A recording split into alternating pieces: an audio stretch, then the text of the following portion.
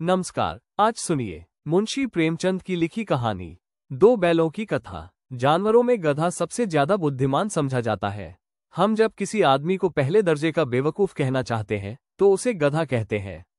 गधा सचमुच बेवकूफ है या उसके सीधेपन, उसकी निरापद सहिष्णुता ने उसे ये पदवी दे दी है, इसका निश्चय नहीं किया जा सकता। गाय सींग मारती है, ब्याही हुई गाय तो अनायास ही सिंगनी का रूप धारण कर लेती है। कुत्ता भी बहुत गरीब जानवर है, लेकिन कभी कभी उसे भी क्रोध आ ही जाता है, किंतु गधे को कभी क्रोध करते नहीं सुना, न देखा। जितना चाहो गरीब को मारो, चाहे जैसी खराब सड़ी हुई घास सामने डाल दो, उसके चेहरे पर कभी असंतोष की छाया भी नहीं दिखाई देगी। वैशाख में चाहे एकाध बार कुलेल कर लेता है, पर हमने तो उसे कभी खुश होते नहीं देखा। उसके चेहरे पर स्थायी विषाद स्थायी रूप से छाया रहता है।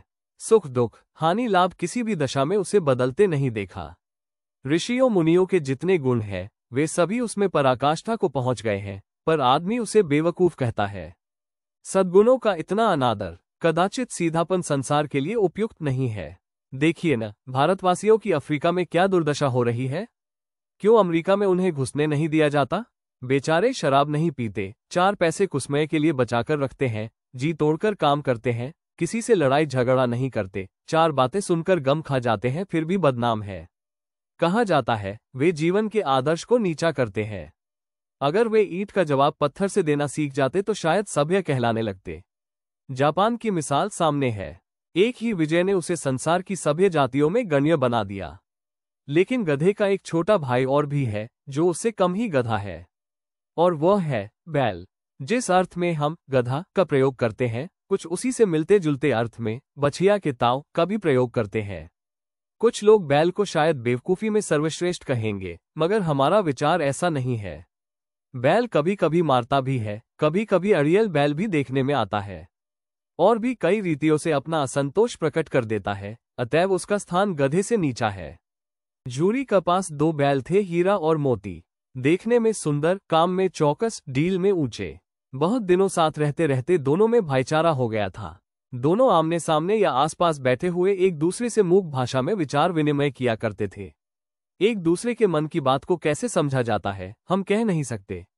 अवश्य ही उनमें कोई ऐसी गुप्त शक्ति थी, जिससे जीवों में श्रेष्ठता का दावा करने वाला मनुष्य वंचित है। दोनों एक दूसरे को चाटकर सूंघकर अपना प्रेम प्रकट करते, कभी कभी दोनों सींग भी मिला लिया करते थे, विग्रह के नाते से नहीं, केवल विनोद के भाव से, आत्मीयता के भाव से, जैसे दोनों में घनिष्ठता होते ही धौल धप्पा होने लगता है। इसके बिना दोस्ती कुछ फुसफुसी, कुछ हल्की सी रहती है, फिर ज्यादा विश्वास नहीं किया जा सकता।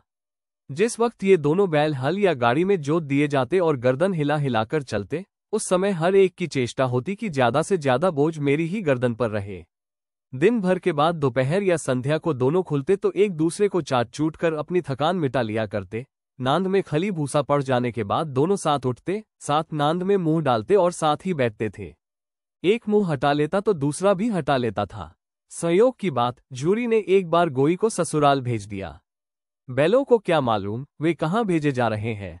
समझे, मालिक ने हमें बेच दिया। अपना यो बेचा जाना उन्हें अच्छा लगा या बुरा, कौन जाने, पर झूरी के साले गया को घर तक गोई ले जाने में दांतों पसीना आ गया। पीछे से हाँकता तो दोनों दाएं बाएं भागते, पगहिया पकड़कर आगे से खींचता तो दोनों पीछे की ओर जोर लगाते, मारता तो दोनों सींगे नीची करके हुनकारते। अगर ईश्वर ने उन्हें वाणी दी होती तो झूरी से पूछते, तुम हम गरीबों को क्यों निकाल रहे हो? हमने तो तुम्हारी सेवा करने में कोई कसर नहीं उठा रखी। अगर इतनी मेहनत से काम न चलता था और काम ले लेते, हमें तो तुम्हारी चाकरी में मर जाना कबूल था।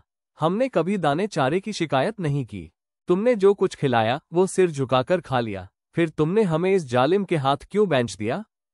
संध्या समय दोनों बैल अपने नए स्थान पर पहुंचे। दिन भर के भूखे थे, लेकिन जब नांद में लगाए गए तो एक ने भी उसमें मुंह नहीं डाला। दिल भारी हो रहा था। जिसे उन्होंने अपना घर समझ रखा था, वो आज उनसे छूट गया। यह नया घर, नया गांव, नए आदमी उन्हें बेगाने से लगते थे। दोनों ने अपनी मूक भाषा में सलाह की, एक दूसरे को कनखियों से देखा और लेट गए। जब गांव में सोता पड़ गया तो दोनों ने जोर मारकर पगहा तुड़ा डाले और घर की तरफ चले।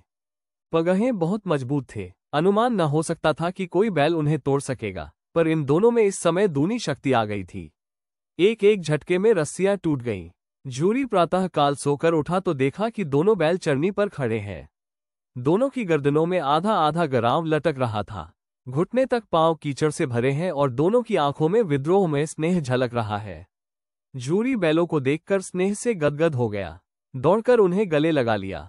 प्रेमालिंगन और चुंबन का वो दृश्य बड़ा ही मनोहर था। घर और गांव के लड़के जमा हो गए और तालियां बजा बजाकर उनका स्वागत करने लगे। गांव के इतिहास में ये घटना अभूतपूर्व न होने पर भी महत्वपूर्ण थी। बाल सभा ने निश्चय किया, दोनों पशु वीरों का अभिनंदन पत्र देना चाहिए।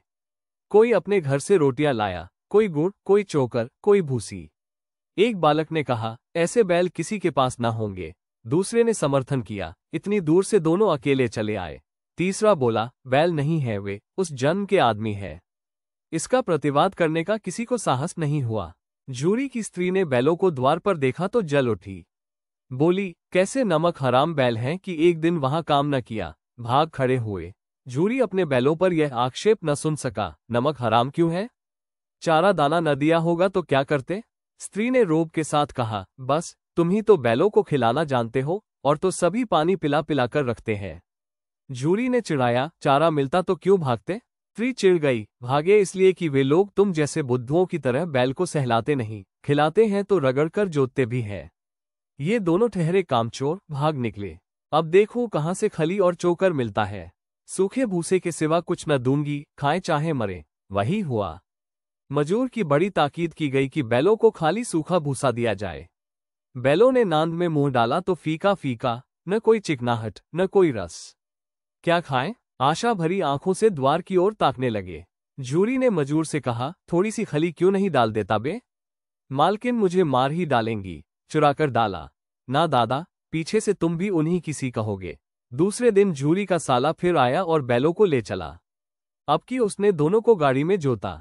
2-4 बार मोती ने गाड़ी को खाई में गिराना चाहा, पर हीरा ने संभाल लिया।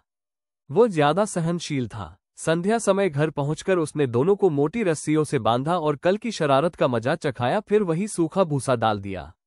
अपने दोनों बालों को खली चूनी सब कुछ दी। दोनों बैलों का ऐसा अपमान कभी न हुआ था। जूरी ने इन्हें फूल की छड़ी से भी छूता था। उसकी टिटकार पर दोनों उड़ने लगते थे। यहां मार पड़ी। आहत सम्मान की व्यथा तो थी ही, उस पर मिला सूखा भूसा। नांद की तरफ आंखें तक न उठाई। दूसरे दिन गया ने बैलों को हल में जोता, पर इन दोनों ने जैसे पांव न उठाने की कसम खा ली थी। वो मारते मारते थक गया, पर दोनों ने पांव न उठाया। एक बार जब उस निर्दयी ने हीरा की नाक पर खूब डंडे जमाए तो मोती को गुस्सा काबू से बाहर हो गया। हल लेकर भागा। हल, रस्सी, जुआ, जोत सब टूट टाट कर बराबर हो गया। गले में बड़ी बड़ी रस्सियां न होती तो दोनों पकड़ाई में न आते। हीरा ने मूक भाषा में कहा, भागना व्यर्थ है। मोती ने उत्तर दिया, तुम्हारी तो इसने जान ही ले ली थी, अब की बड़ी मार पड़ेगी। पड़ने दो, बैल का जन्म लिया है तो मार से कहां तक बचेंगे। गया 2 आदमियों के साथ दौड़ा आ रहा है, दोनों के हाथों में लाठियां हैं। मोती बोला, कहो तो दिखा दूं मजा, मैं भी लाठी लेकर आ रहा है। हीरा ने समझाया, नहीं भाई, खड़े हो जाओ, मुझे मारेगा तो मैं 1-2 को गिरा दूंगा। नहीं, हमारी जाति का ये धर्म नहीं है। मोती दिल में ऐंठ कर रह गया। गया आ पहुंचा और दोनों को पकड़ कर ले चला। कुशल हुई कि उसने इस वक्त मारपीट न की, नहीं तो मोती पलट पड़ता। उसके तेवर देख गया और उसके सहायक समझ गए कि इस वक्त टाल जाना ही भलमनसाहत है। आज दोनों के सामने फिर वही सूखा भूसा लाया गया। दोनों चुपचाप खड़े रहे। घर में लोग भोजन करने लगे। उस वक्त छोटी सी लड़की 2 रोटियां लिए निकली और दोनों के मुंह में देकर चली गई। उस एक रोटी से इनकी भूख तो क्या शांत होती, पर दोनों के हृदय को मानो भोजन मिल गया। यहां भी किसी सज्जन का वास है। लड़की भैरों की थी, उसकी मां मर चुकी थी। सौतेली मां उसे मारती रहती थी, इसलिए इन बैलों से एक प्रकार की आत्मीयता हो गई थी। दोनों दिन भर जाते, डंडे खाते, अड़ते, शाम को थान पर बांध दिए जाते और रात को वही बालिका उन्हें 2 रोटियां खिला जाती। प्रेम के इस प्रसाद की यह बरकत थी कि 2-2 गाल सूखा भूसा खाकर भी दोनों दुर्बल न होते थे, मगर दोनों की आंखों में रोम रोम में विद्रोह भरा हुआ था। एक दिन मोती ने मूक भाषा में कहा, अब तो नहीं सहा जाता हीरा। क्या करना चाहते हो? एक आध को सींगों पर उठाकर फेंक दूंगा, लेकिन जानते हो, वह प्यारी लड़की जो हमें रोटियां खिलाती है, उसी की लड़की है, जो इस घर का मालिक है। ये बेचारी अनाथ हो जाएगी तो मालकिन को फेंक दूं, वही तो इस लड़की को मारती है। लेकिन औरत जात पर सीन चलाना मना है, ये भूल जाते हो। तुम तो किसी तरह निकलने ही नहीं देते। बताओ, तुड़ाकर भाग चले। हाँ, यह मैं स्वीकार करता, लेकिन इतनी मोटी रस्सी टूटेगी कैसे? इसका एक उपाय है, पहले रस्सी को थोड़ा चबा लो, फिर एक झटके में जाती है। रात को जब बालिका रोटियां खिलाकर चली गई तो दोनों रस्सियां चबने लगे, पर मोटी रस्सी मुंह में न आती थी। बेचारे बार बार जोर लगाकर रह जाते थे। सहसा घर का द्वार खुला और वो लड़की निकली। दोनों सिर झुकाकर उसका हाथ चाटने लगे। दोनों की पूंछें खड़ी हो गईं। उसने उनके माथे सहलाए और बोली, खोल देती हूँ, चुपके से भाग जाओ, नहीं तो ये लोग मार डालेंगे। आज घर में सलाह हो रही है कि इनकी नाकों में नाक डाल दी जाए। उसने गराम खोल दिया, पर दोनों चुप खड़े रहे। मोती ने अपनी भाषा में पूछा, अब चलते क्यों नहीं? हीरा ने कहा, चले तो, लेकिन कल इस अनाथ पर आफत आएगी, सब इसी पर संदेह करेंगे। सहसा बालिका चिल्लाई, दोनों फूफा वाले बैल भागे जे रहे हैं, ओ दादा दादा, दोनों बैल भागे जा रहे हैं, ओ दादा दादा, दोनों बैल भागे जा रहे हैं, जल्दी दौड़ो। गया हड़बड़ाकर भीतर से निकला और बैलों को पकड़ने चला। वे दोनों भागे। गया ने पीछा किया, और भी तेज हुए। गया ने शोर मचाया। फिर गांव के कुछ आदमियों को भी साथ लेने के लिए लौटा। दोनों मित्रों को भागने का मौका मिल गया। सीधे दौड़ते चले गए, यहां तक कि मार्ग का ज्ञान रहा। जिस परिचित मार्ग से आए थे उसका यहां पता न था। नए नए गांव मिलने लगे। तब दोनों एक खेत के किनारे खड़े होकर सोचने लगे, अब क्या करना चाहिए। हीरा ने कहा, मुझे मालूम होता है, राह भूल गए। तुम भी बेतहाशा भागे, वहीं उसे मार गिराना था। उसे मार गिराते तो दुनिया क्या कहती? वो अपने धर्म छोड़ दे, लेकिन हम अपना धर्म क्यों छोड़ें? दोनों भूख से व्याकुल हो रहे थे। खेत में मटर खड़ी थी। चरने लगे, रह रहकर आहट लेते रहे थे। कोई आता तो नहीं है। जब पेट भर गया, दोनों ने आजादी का अनुभव किया तो मस्त होकर उछलने कूदने लगे। पहले दोनों ने डकार ली, फिर सींग मिलाए और एक दूसरे को ठेकने लगे। मोती ने हीरा को कई कदम पीछे हटा दिया, यहां तक कि वो खाई में गिर गया। तब उसे भी क्रोध आ गया। संभलकर उठा और मोती से भिड़ गया। मोती ने देखा कि खेल में झगड़ा हुआ चाहता है तो किनारे हट गया। अरे, यह क्या? कोई सांड डौंकता चला आ रहा है। हाँ, सांड ही है। वो सामने आ पहुंचा। दोनों मित्र बगले झांक रहे थे। सांड पूरा हाथी था। उससे भिड़ना जान से हाथ धोना है, लेकिन न भिड़ने पर भी जान बचती नजर नहीं आती। इन्हीं की तरफ आ भी रहा है। कितनी भयंकर सूरत है। मोती ने मूक भाषा में कहा, बुरे फंसे, जान बचेगी? कोई उपाय सोचो। हीरा ने चिंतित स्वर में कहा, अपने घमंड में फूला हुआ है, आरजू विनती न सुनेगा। भाग क्यों न चले? भागना कायरता है, तो फिर यही मरो। बंदा तो 9-2-11 होता है, और जो दौड़ाए? तो फिर कोई उपाय सोचो जल्द। उपाय यह है कि उस पर दोनों जने एक साथ चोट करें। मैं आगे से रिगेदता हूं, तुम पीछे से रिगे दो। दोहरी मार पड़ेगी तो भाग खड़ा होगा। मेरी ओर झपटे, तुम बगल से उसके पेट में सींग घुसेड़ देना। जान जोखिम है, पर दूसरा उपाय नहीं है। दोनों मित्र जान हथेली पर लेकर लपके। सांड को भी संगठित शत्रुओं से लड़ने का तजुर्बा न था। वो तो एक शत्रु से मल्लयुद्ध करने का आदी था। ज्यों ही हीरा पर झपटा, मोती ने पीछे से दौड़ाया।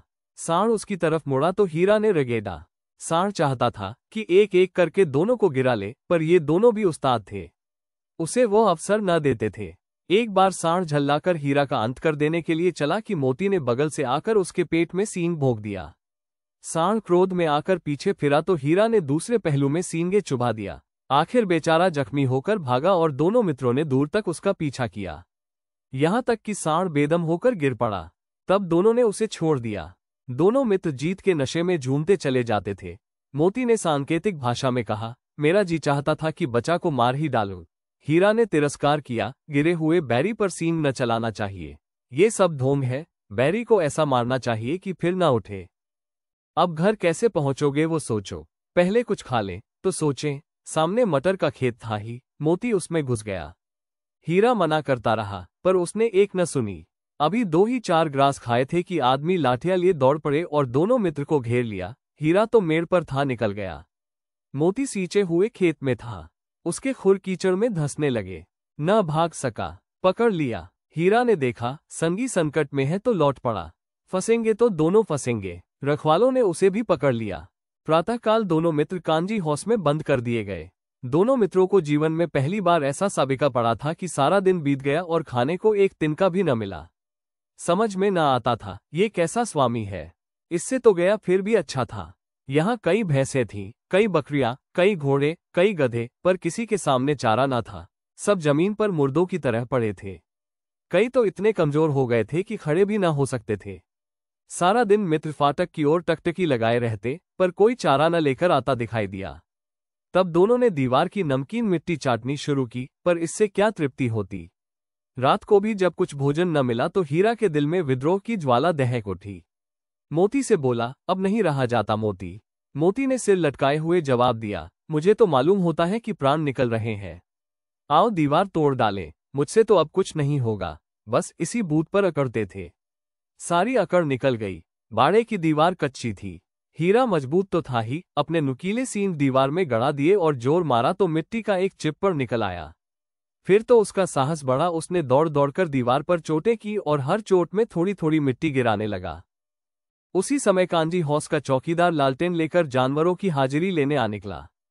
हीरा का उद्दंडपन देखकर उसे कई डंडे रसीद किए और मोटी सी रस्सी से बांध दिया।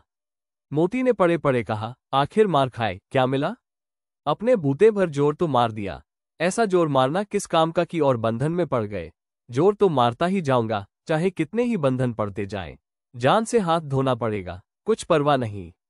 यूं भी तो मरना ही है। सोचो, दीवार खुद जाती तो कितनी जानें बच जाती। इतने भाई यहां बंद है, किसी की देह में जान नहीं है।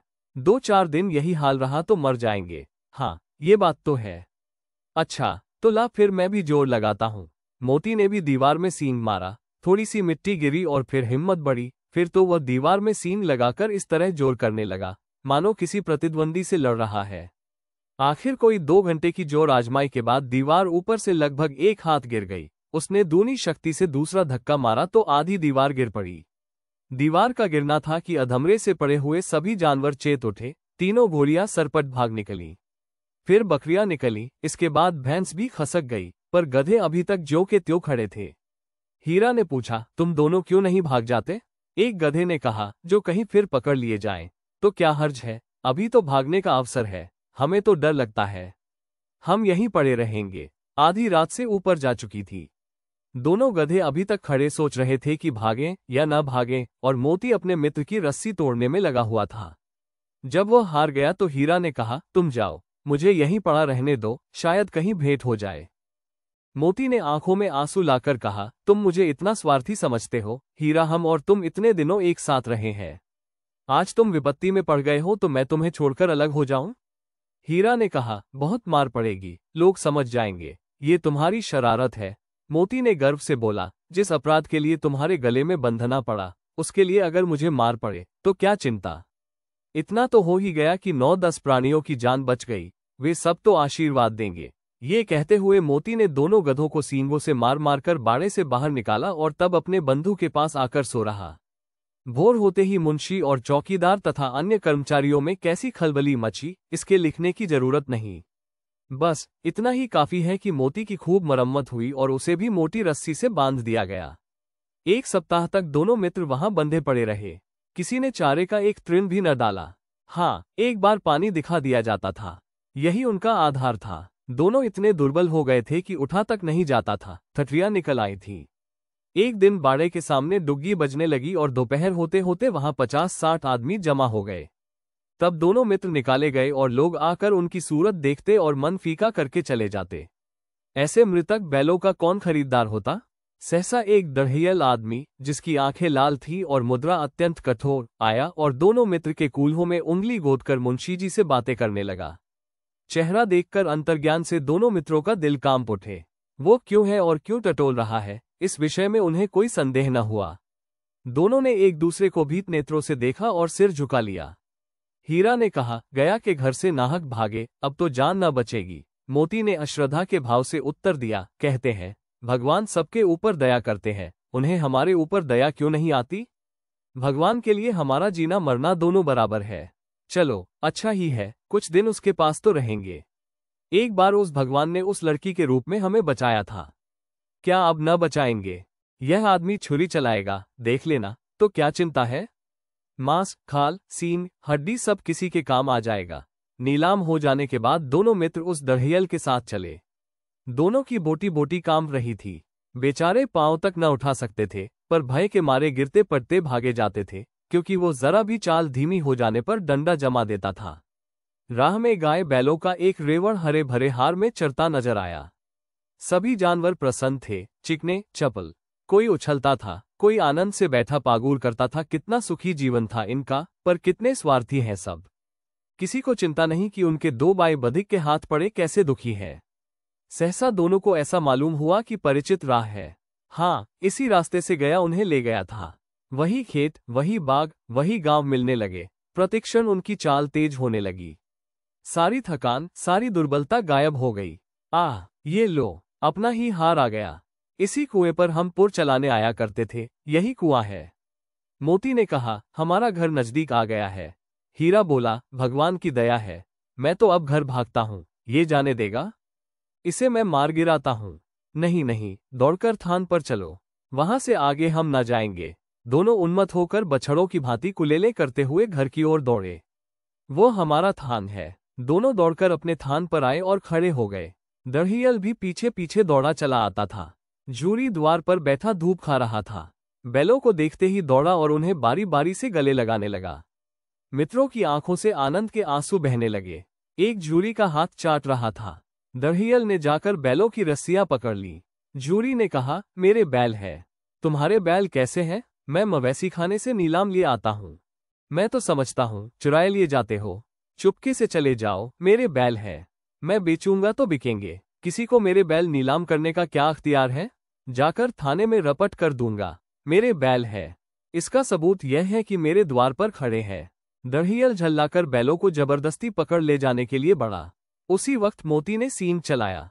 दढ़ियल पीछे हटा। मोती ने पीछा किया। दढ़ियल भागा। मोती पीछे दौड़ा। गांव के बाहर निकल जाने पर वह रुका, पर खड़ा दढ़ियल का रास्ता वह देख रहा था। दढ़ियल दूर खड़ा धमकियां दे रहा था, गालियां निकाल रहा था, पत्थर फेंक रहा था, और मोती विजयी शूर की भांति उसका रास्ता रोके खड़ा था। गांव के लोग ये तमाशा देखते थे और हंसते थे। जब दढ़ियल हारकर चला गया तो मोती अकड़ता हुआ लौटा। हीरा ने कहा, मैं तो डर गया था कि कहीं तुम गुस्से में आकर मार न बैठो। अब ना आएगा। आएगा तो दूर से ही खबर लूंगा। देखूं कैसे ले जाता है। जो गोली मरवा दे। मर जाऊंगा, पर उसके काम ना आऊंगा। हमारी जान को कोई जान ही नहीं समझता, इसलिए कि हम इतने सीधे हैं। जरा देर में नादों में खली भूसा, चोकर और दाना भर दिया गया और दोनों मित्र खाने लगे। जूरी खड़ा दोनों को सहला रहा था। वो उनसे लिपट गया। जूरी की पत्नी भी भीतर से दौड़ी दौड़ी आई। उसने ने आकर दोनों बैलों के माथे चूम लिए। ऐसी ही और हिंदी मजेदार कहानियां सुनने के लिए हमें सब्सक्राइब करें और बेल आइकॉन प्रेस करना न भूलें।